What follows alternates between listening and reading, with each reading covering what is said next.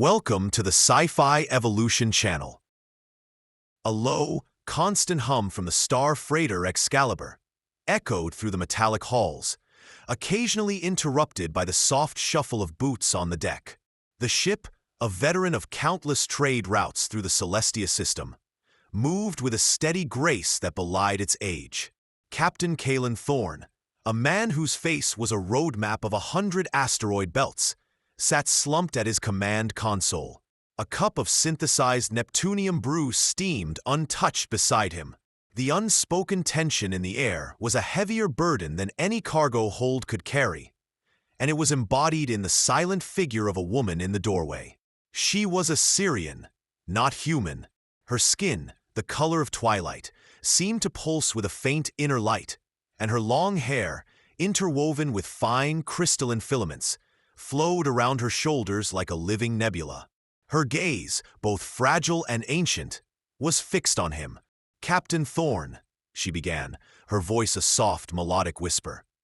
"Is there something about me that is flawed?"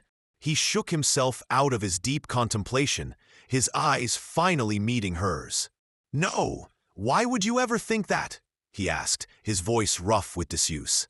She stepped closer, the light from the cabin catching the subtle patterns on her skin. "Ever since I was presented to you on Xylos, you have not performed the ritual of acceptance. Among my people, this is a sign of profound rejection. Have I failed to meet your expectations?" The weight of her words settled heavily in the small cabin, a silent reminder of the cultural chasm that separated them. The Syrian tradition, a complex tapestry of gestures and symbols, was often lost on outsiders, and he knew his inaction had been perceived as a slight. He ran a hand through his hair, searching for the right words to bridge the gap. His mind raced, replaying the events on Xylos, the bustling marketplace filled with strange creatures and even stranger customs, and his own awkwardness in navigating a world so different from his own. He looked at her again, seeing not a commodity, but a person, and a wave of regret washed over him. The mission was already fraught with peril, but this personal failure felt like a far greater challenge. Kalen rose so abruptly that his chair screeched against the metal deck. "Cyria, no. Don't ever think that. You are not a thing I was given. You are not my property." Her eyes held a flicker of bewilderment, and she tilted her head slightly, like a curious animal observing a strange new behavior. "But you were presented to me during the trade summit. You accepted me. That is the Xylosian ritual for claiming a companion. I accepted, because to reject you would have been a profound insult to our hosts," Kalen said, his voice low and strained. "The council explained that to me, but I didn't know. I didn't realize you believed it to be binding for me as well." She gracefully settled on the edge of his command console, her bare feet gently swinging in the air. "But I don't understand. You feed me. You protect me.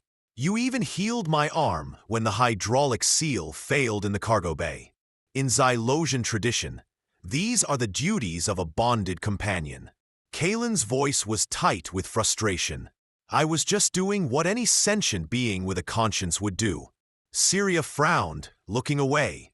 She was confused, and so was he. 8 solar cycles ago, he had taken her aboard after a diplomatic mission to the Xylar system. During the ceremony, she was escorted to him by robed elders and placed at his side. Her wrist was adorned with a copper and chromatic band. She did not speak, only bowed with a serene expression. Kalen had protested loudly, but the Xylosians insisted that she was trained, pure, loyal, and perfect for him. He felt the entire situation was abhorrent, but leaving would have jeopardized the crucial treaty negotiations. He didn't know what to do with her, so he gave her a proper cabin instead of a cell, provided her with data pads, clothing, a universal translator, and her freedom. He treated her like a valued crew member. No, better than that. She was kind, intuitive, and had once saved his life when an airlock malfunctioned. He had never touched her in a romantic way, yet she remained. Later that night, Kaelin was alone in the galley, eating cold ration paste, when she returned. Syria's attire had transformed. She now wore a more formal ensemble, reminiscent of Xylosion's ceremonial dress, with intricate Ethereum threads adorning her form. "May I sit?" she inquired, taking a seat across from him as he simply nodded. She folded her hands and continued. "My people cannot truly comprehend your kind, but I have tried to understand. I have read your literature, studied your moral principles, and even watched those human dramas you keep archived. So you're a Neptunium brew and a datapad kind of girl, huh?" Kaelin chuckled, the first genuine laugh in days. "There is one thing I still cannot understand," she said, her tone serious again. "You claim that I am not your property, that you did not accept me as your companion, yet you have not sent me away. You have been kind to me. You look into my eyes and listen when I speak about my world. These are sacred gestures." Syria looked down, her thoughts spiraling. Perhaps humans and Xylosians were simply not meant to be together. She wondered if she wasn't enough for him, a thought that struck her like a blow, not because of her own vulnerability, but because of the deep loneliness she saw reflected in his weary eyes. He hesitated, his gaze fixed on the endless starscape visible through the viewport. "You are more than enough," he finally said, his voice a low rumble. "I just didn't want to take advantage of someone who had no real choice in the matter. I didn't want you to feel used." He had chosen to keep his distance, despite the burgeoning feelings in his heart, a decision driven by his own sense of honor and a deep-seated fear of repeating past mistakes. Xylosians may be gifted in the performance of ritual, but that does not truly bind us unless we accept it within ourselves, she replied, her voice soft but firm. "I have observed you, Kaelin. I have seen how you approach broken systems as if they were stubborn beasts, refusing to yield until they submit. I have seen you stop and stare at the stars when you think no one is watching, a look of profound loneliness on your face." Her eyes searched his, a silent plea for him to let her in, to truly know him. "I know this isn't about tradition for you. It's about something else entirely." The next solar cycle, their ship docked at a desolate space station orbiting the Etherian expanse.